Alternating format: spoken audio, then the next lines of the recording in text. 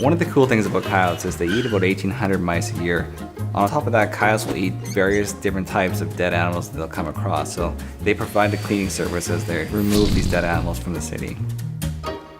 Coyotes are the animals that we get the most calls about within the city of Edmonton. They do come into residential areas, so don't be concerned when you do see them. It was really interesting. We were doing canvassing door to door, just talking about coyotes and educating and letting them know what to do if you see a coyote. So a little kid had answered the door and he was wearing this little bear costume. I had asked him, like, what do you do if you see a coyote? And he expanded it and he was like, well, you act big, and then he started screaming, and he's like, and then you don't run away, and he's like, you just stare at the coyote and show them who's boss.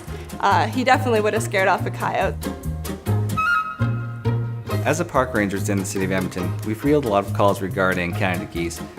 Canada geese can nest in all sorts of different areas, on top of buildings, in people's backyards, in flower pots. They're protected under the Migratory Birds Convention Act and regulations, and also under the Wildlife Act.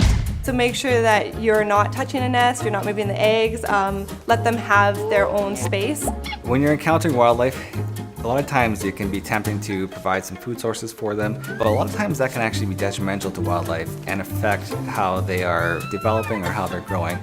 We definitely need to keep wildlife wild and just enjoy it from a distance. Edmontonians can do their part to help keep wildlife wild.